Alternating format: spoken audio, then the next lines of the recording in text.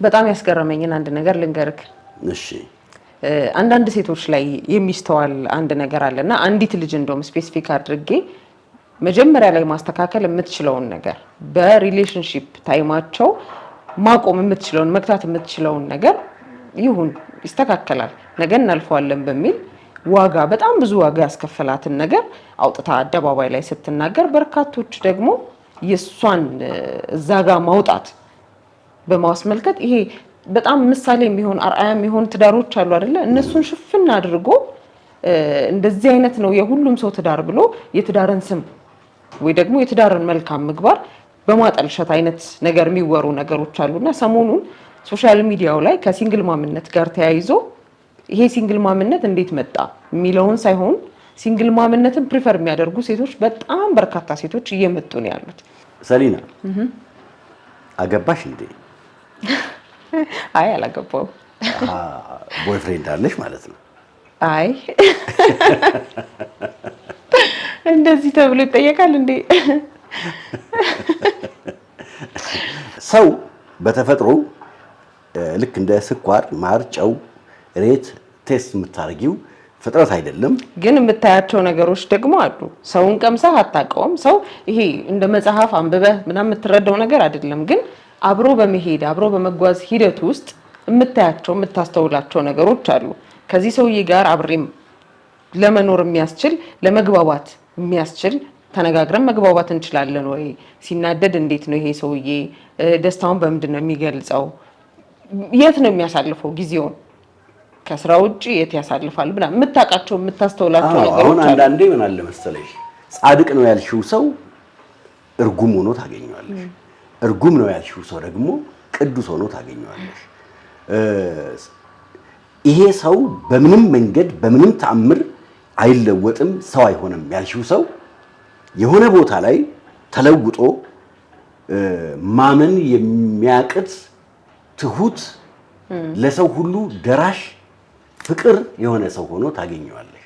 እና አንዳንድ ጊዜ ዛሬ ላይ ሆነን ሰዎችን መለካት እጅግ በጣም አስቸጋሪ ቢሆንም ግን ሰዎች ይለካሉ።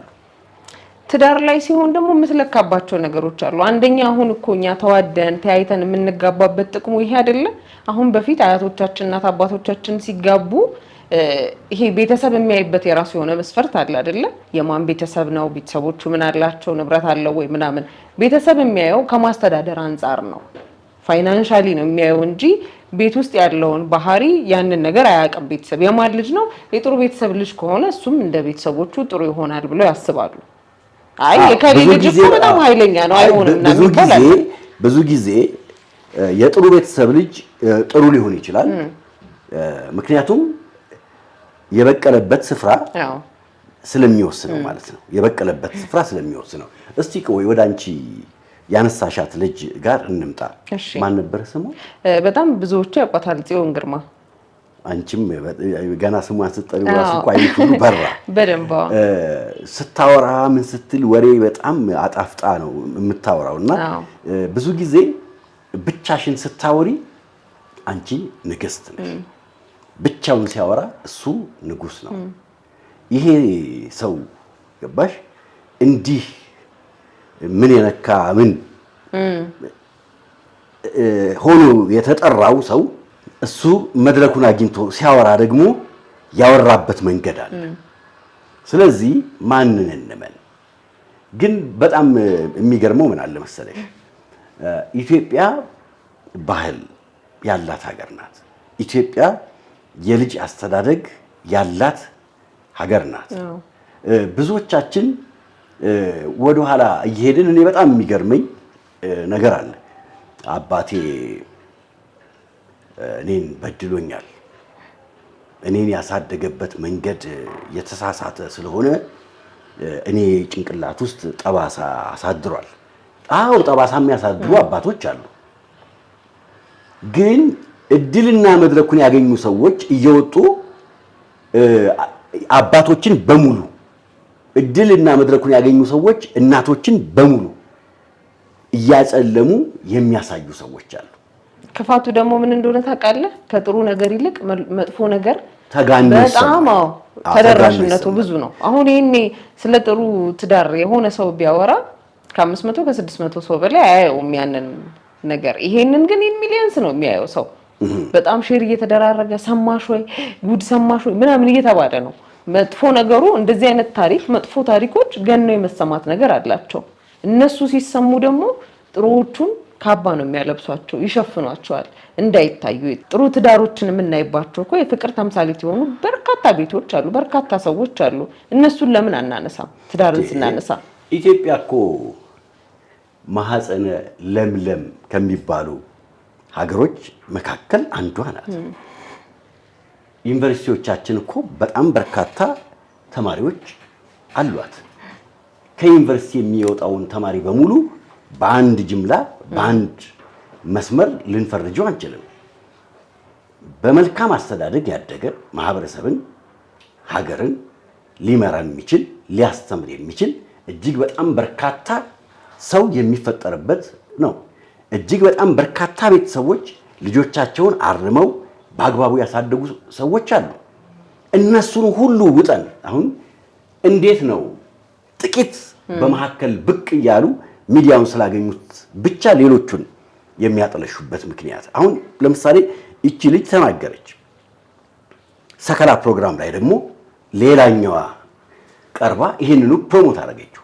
ፕሮሞት ያደረገችበት መንገድ የዚች ልጅ ጠንካራና ደካማ ነገር ምንድነው ብላ አላነሳችም። ይቺ ልጅ ጠንከር አድርጋ ያወራችው ስለተሰጣት ስጦታዎች ናቸው። ስጦታዎች ልብ ያማልላሉ። በቃ ልቧ ማልሏል።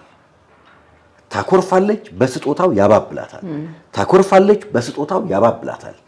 እስቲ እያንዳንዳችን የዚችን ልጅ ኢንተርቪው እንስማውና የዚች ልጅ ጠንካራና ደካማ ጎን ምንድነው ብለን ራሳችን እንፍረድ እስቲ።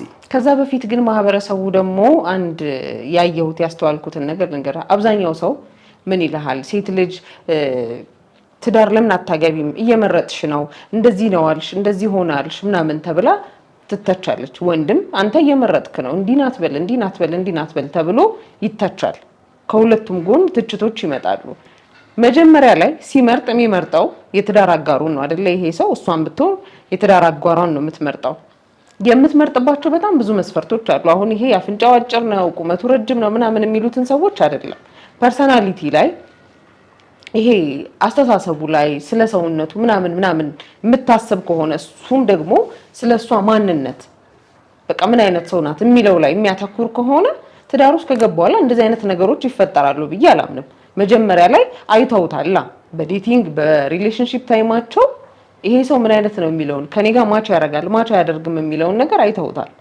ይሄ ሰውዬ እኮ በጣም ተደጋጋሚ ይሄ ሪስፖንሲቢሊቲ አካውንታቢሊቲ እንደማይወስድ አይታለች እኮ።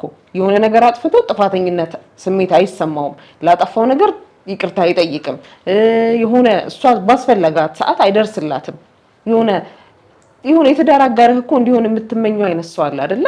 የሆነ ስትደውልለት ወይ የሆነ ችግሩ ስትገባ ምንም አያደርግ ከጎንህ እንዲሆን የትዳር አጋርህ ከአጠገብህ እንድትሆን ትፈልጋለህ እኮ።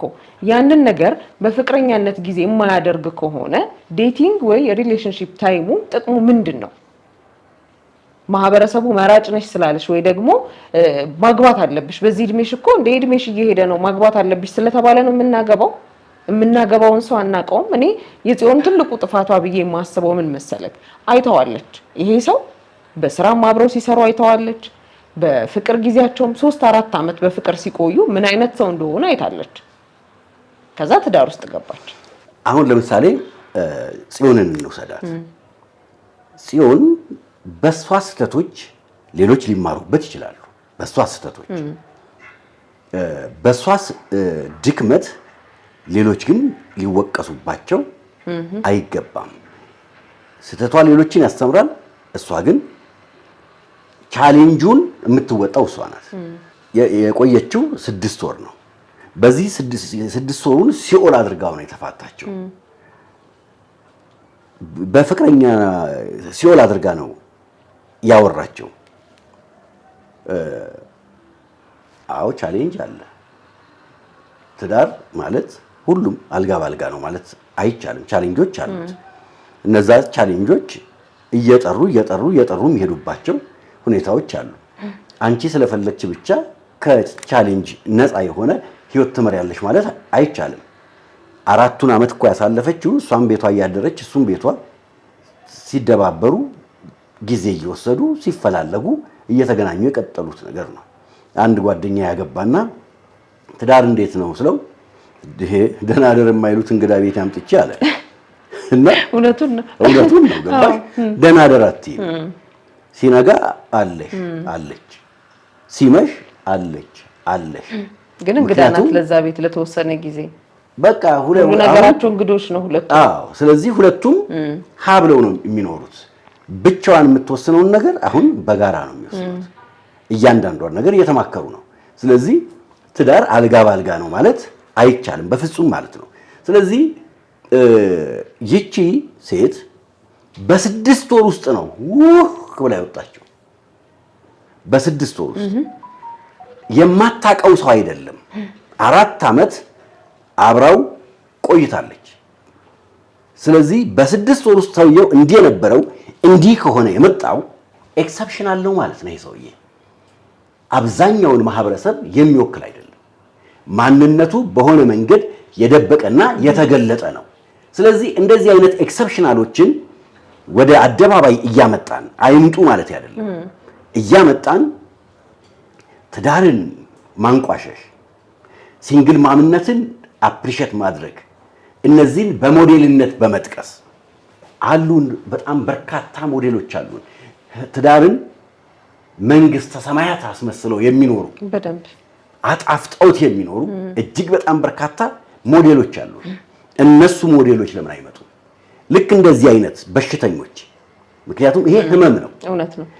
እነሱን ብቻ እያመጣን ቁጭ እያልን እነሱን ብቻ እያመጣን ታሪኮቻቸውን እያነሳን ትዳር የተባለውን ትልቁን ተቋም ማንቋሸሽ ተገቢ ነው ብዬ አላምንም። ሲቀጥል ደግሞ አንድን እንደዚህ አይነትን ነገር ለማረም ወይ ደግሞ ኤክስኪውዝ ለማድረግ ለተፈጠረው ነገር ኤክስኪውዝ ለመስጠት ሚዲያ ላይ የሚወጡ ሰዎች ሲንግል ማምነትን የሚያበረታቱ ናቸው። አሁን ቅድም እንዳልከው ሰከላይ ሾው ላይ የቀረበችው አርቲስት ከአንዳንድ ትዳር ሲንግል ማምነትን የሚመርጡ ሴቶች ለኔ ጀግኖች ናቸው።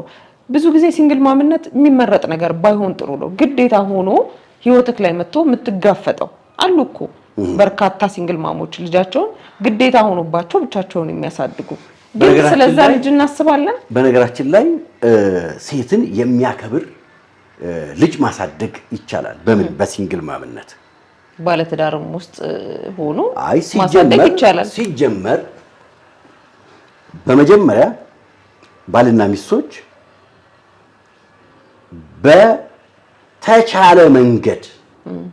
በተቻለ መንገድ ሁለት ሆነው የሚያሳድጉት ልጅ ሙሉ የመሆን ፕሮባቢሊቲው ሰፊ ነው። በተቻለ መንገድ ሁኔታዎች አስገዳጅ ሲሆኑ ግን ቢጎድልም፣ ምክንያቱም አባት እንደ አባት አክት ያደርጋል፣ እናት እንደ እናት አክት ታደርጋለች። ስለዚህ አንድ ሰው ሁለት ማሊያ ለብሶ ከሚጫወት ሁለት ሰው የየራሱን ማሊያ ለብሶ ቢጫወት የተሻለ ነው። ስለዚህ ትዳር ሲፈርስ አንድ ነገር ጎድሏል። መስዋዕትነት ማለት ምን ማለት ነው? መስዋዕትነት ማለት ሲጀመር አንቺ ለልጅሽ የምትከፊው መስዋዕትነት ነው። እናትና አባቶችሽ ለአንቺ መስዋዕትነት ከፍለው አንቺን እንዲህ እንድትናገሪ አስተሳሰብሽን እንድትገልጪ አድርገውሻል። አደባባይ እንድትቆሚ አድርገውሻል። አንቺም ደግሞ ልጅሽን በተቻለሽ መጠን ሁኔታዎች ከተመቻቹ ከገዳይሽ ጋር ኑሪ ማለት አይቻልም። አንዳንድ ትዳር ለህይወትሽ መቅሰፍት ይሆናል፣ ግን ገዳይሽን አታውቂው። የኔ ፍቅር፣ የኔ አበባ፣ እስቲ አንድ ጊዜ ንጥፍ ልበልልሽና በላይ ላይ ራመድ እማ ሲል እማ ሲል አይበስማም። ይሄ ከአፉ ላይ መሸሽ ያለብን እኮ እንደዚህ አይነት ሰው ወተትና ማር፣ ልክ እንደ ኢየሩሳሌም ቅድስቲቱ ከተማ እንደምትባለው ወተትና ማር ፍልቅልቅ የሚያደርገው ሰውዬ ድንገት ተለውጦ አውሬ መስሎ ሊያጠፋሽ ይችላል። ምን አባቴ ልሆንልሻለሁ ምን አባሽ ላርግሽ ሊል ይችላል። አዎ እንደዚህ እያየሽው ይሄ የኔ ባል ነው ብለሽ አዎ የሚለው ጭንቅላትሽ ሳይነግርሽ አንቺ ላይ የሚያደርሰውን አካላዊ ጥቃት ማመን ያቅታል። ስለዚህ ሰዎችን ዲፋይን ማድረግ የማይቻልባቸው ሁኔታዎች አሉ ማለት ነው። አሁን እኛ ምንድነው የምንለው? አንዳንዴ እንዲህ አይነት ሰዎች ድንገት ብቅ ይላሉ። ብቅ ሲሉ በራሳቸው ልንፈርጃቸው ይገባል። በተለይ አንድ ሰው ብቻውን ወጥቶ ሲያወራ ኃጢያቱን ሸፍኖ ራሱን ጻድቅ አድርጎ ነው የሚያወራው። ያን ጊዜ አብረው ተቀምጠው የሚያወሩባቸውን ሁኔታዎች ማመቻቸት ያስፈልጋል። አይን ለአይን እየተያዩ ማለት ነው። ምክንያቱም ሌላው ማህበረሰብ መማር የሚገባውን ነገር ከነሱ መማር ስላለበት ማለት። ግን አንዳንዴ ደግሞ እንደዚህ አይነት ነገሮች መውጣታቸው ልክ ነው ብለህ ታስባለህ? ገመናችንን እንደዚህ መገላለጣችን ልክ ነው? አደባባይ የሆነ በፊት በሙዚቃ እንኳን እኮ የበደልሽኝን በቃ እኔ ራሴ እችለዋለሁ እንጂ እንዴት ብዬ በደለችኝ ብዬ እናገራለሁ ምናምን ነው የሚባለው። በሙዚቃ እንኳን ሙዚቃዎቻችንን እንኳን መለስ ብለህ ወደ ኋላ ስታስባቸው እስቲ አንዷን እንኳን ግጥሟን በይልኝ። አንድ የዩብ አለ እንደውም እሺ እስቲ እንድነው ለሌላው ያማሽ ይመስሉሻል ያልኩሽን እሱ ሲነግራት እንደዚህ ነው ታይ እንደዚህ አታርጊው ምናምን ብትላት እሺ ጨቅጫቃ ነው ምናምን እያለች ለጓደኞቿ እንዲህ እኮ ይለኛል እንዲህ እኮ ይለኛል እንደዚህ እኮ ያደርጋል ምናምን ብላ እሱ ለሷ ነው የነገራት ገመናዋን ነው ሽፍና አድርጎ እሷ ግን አደባባይ ላይ እንዲህ እኮ እያደረገ ነው ምናምን ብሎ ያወራችበትና እንደዚህ የዘፈነበት ሌሎች ደግሞ በርካቶችም አሉ። አዎ አሁን ምን አለ መሰለሽ ብዙ አርአያ ሊሆኑ የሚገቡ ሰዎች እያሉ እንደነዚህ አይነት ጽንፍ የወጡ ሰዎች የራሳቸውን ድክመት የራሳቸውን ሽንፈት አደባባይ በማውጣት አርአያ ሊሆኑ የሚገቡ ብዙ ሰዎችን ይሸፍናሉ። ይሄ ማለት አደባባይ አይውጡ አይናገሩ ማለት ግን አይደለም። ምንድነው የምንማረው? እስቲ ምንማርባቸው ነው? ምንድነው የምንማረው? ጽዮን ነው ስሙ? ምንድነው የምንማረው? ጽዮን በጣም ይገርማችኋል። ደግሞ ልስልስ ያለችና ስታወራ ቀጥሮኝ 1 ሰዓት 2 ሰዓት ነው እኮ የሚቆየው። ከዛ በኋላ እኔ ንድድ ብሎኝ ሲመጣ የሆነ ነገር አድርጎ ይለውጠኛል። ባይዘው ይሄ እኮ ትልቅ ሬድ ፍላግ ነው። አዎ እሱ ነው የምልህ። ለምን ያን ጊዜ አላስጠነቀቀችው? አንድ ጊዜ ይታለፋል እኮ 2 ጊዜ ይታለፋል። ኤቭሪ ዴይ ሲሆን ግን ላንተም ይሰለቻል እኮ። የልብ ቅርጽ አየች። ለምን አለችው? ለምን ስልኬን አነሳሽ አላት። በቂ መልስ አላገኘች። ስለዚህ እንዲህ አይነት ነገሮች ወደ ትዳር እንድትሄድ ያደርጓታል ወይ? አንቺ ራስሽን ባከበርሽው መጠን ሰዎች ያከብሩሻል። እውነት ነው። ለጥያቄዎችሽ በቂ መልስ ካላገኘሽ ሰውየው የተሸፈነ አንድ ነገር አለው ማለት ነው። ይሄንን እኛ ከሷ አንፃር ነው እሷ ካነሳቸው አንፃር ነው የምናወራው። ሰውየው ብሏል አላለም እሷና እሱ ናቸው የሚያውቁት። እርቃን የወጡ ምስሎችን አገኘሁበት። ይሄ ሰውዬ ታዲያ ጭፈራውን እኮ ገና አልጨረሰም። እርቃን የሆኑ ነገሮችን የሚያይ ከሆነ ለትዳር ዝግጁ ነው እንዴ ይሄ ሰውዬ? ይሄንን ራሷን አትመጠየቅ የነበረባት። የሷን እየደጋገሙ የመቷትን እንቅፋቶች ራሷን መሸከም አቅቷት ትዳር በሚመስል ትዳር በማይሆን ነገር ውስጥ ራሷን አስገብታ እኔ 6 ወር ምናምን ማን ነው የሚሰማት? ራሷ ትሸከመው። ግን በጣም የሚያሳዝነው ይሄንን ወሬ ብለው አንዳንድ ሰዎች ከማግባት ይልቅ ሲንግል ላይፍ ሆኖ መኖር ይሻላል። ሰው የምርጫው ባሪያ ነው። አንቺ ብቻሽን መኖር ከፈለግሽ መብትሽ ነው። ሰው እኮ ፈጣሪውን ወዶ ለፈጣሪው ለመገዛት ገዳም ይገባል። ገዳም ደግሞ ገብተው ከገዳም ውስጥም ደግሞ ዘግተው ይኖራል። ምርጫቸው ነው። ሰው እኔ ትዳር የሚባል ነገር አልፈልግም ብሎ ብቻውን ይኖራል። በእርግጥ እንደዚህ አይነት ሰዎች በደንብ ሕክምና ቢያገኙ ሳይካትሪስት ጋር ገብተው ቢወያዩ መሰረታዊ ችግር አያጡ። አንዳንድ ጊዜ ደግሞ ትዳርን በራሱ የሚሸሹ ሰዎች ምን አይነት ጠባሳ አለባቸው? ትራውማ። ምን አይነት ጠባሳ አለባቸው? ሕክምና ያስፈልጋቸዋል። ግን ለልጅ ያልተከፈለ መስዋዕትነት ለማን ይከፈላል? ሰሊና ላንቺ ሰዎች መስዋዕትነት አልከፈሉም? ወይ በደንብ። እና ለልጅ መስዋዕት ለመሆን ዝግጁ ነሽ? አዎ። አይ አንዳንዴ ለልጅ ስትል ለራስህም ስትል አንዳንዴ የምትችላቸው ነገሮች አሉ እኮ እንዳልኩ ቅድም አመጣጣችን ይወስነዋል። እዛ ቦታ ላይ ለመድረስ ስንጀምር የጀመርንበት ስንነሳ የተነሳንበት ነገሮች አሉ። ትዳር ከመመስረቴ በፊት በዴቲንግ ላይ የማያቸው ነገሮች አሉ። አንዴ የመታኝን እንቅፋት እኔ በባህሪ ድጋሚ እንዲመታኝ የመፈቀድ ሰው አይደለሁም። አንዳንድ ስህተቶች ይሄ የምታልፋቸው ስህተቶች ይኖራሉ እኮ በቃ በሆነ አጋጣሚ በጣም ጥፋቱ ከባድም ሆኖ ግን የተፈጠረበትን ሁኔታ ደግሞ ስትረዳ አጋጣሚዎች ከሆኑ ታስቦበት ታቅዶበት የተደረገ ነገር ካልሆነ እና አንተን ለማጥቃት የታሰበ ነገር ካልሆነ የምታልፋቸው ትዳርህን ለማስቀጠል ከዛ ከተደረገው ነገር በላይ ይሄ እዚህ ጋር ያለው ትዳር ስለሚገን ለትዳርህ የምትመለስበት ነገሮች ይኖራሉ።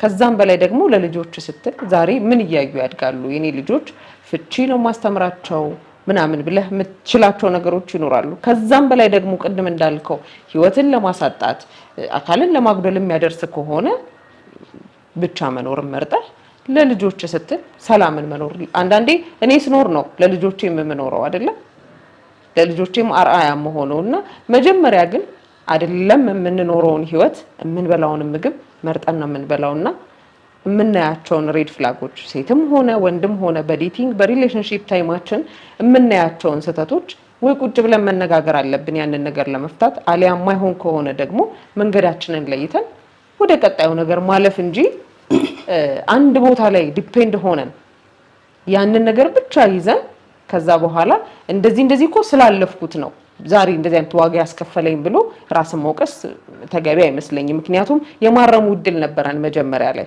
ከዛ ልጆችም ሲመጡ ለልጆቼ ነው ብለን ብንል መጀመሪያ ላይ ያጠፋነው ጥፋት ነው እዚህ ጋር ዋጋ እያስከፈለን ያለውና መለስ ብለን ህይወታችንን የምንኖረውን ሰው አይኖርልንም እኮ መራጭ ነሽ ስለተባለ ሰው ምንም የኔ ህይወት ላይ ምንም የሚጨምረው ነገር የለም። አዎ መራጭ ነኝ በቃ የምመርጠው ደግሞ የምኖረውን ህይወት ነው። አደራ የምልሽ ግን በፍቅር አግቢ።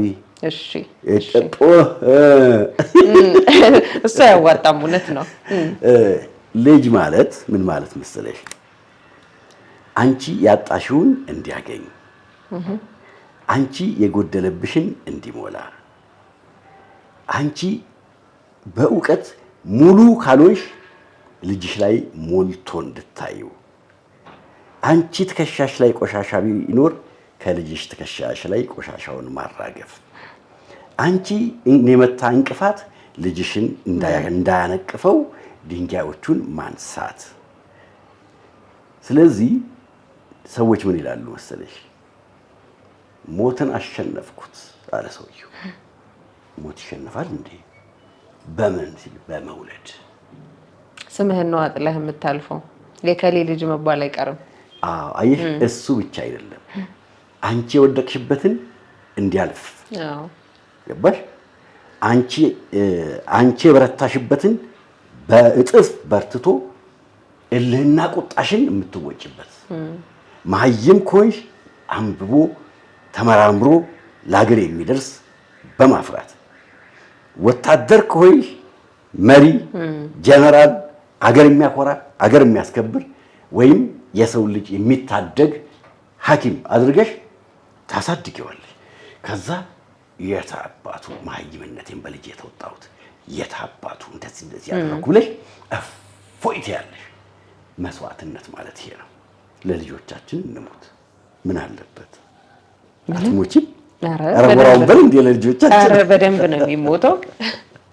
ተመልካቾቻችን ፕሮግራማችንን እንዳያችሁት እንደወደዳችሁት ተስፋ እናደርጋለን። ላይክ፣ ሼር፣ ሰብስክራይብ እያደረጋችሁ ቤተሰባችን ሁኑ። ቪዲዮ ደግሞ ለብዙ ሰዎች እንዲደርስ ሐሳባችሁን ኮሜንት ላይ አስቀምጡልን። መልካም ጊዜ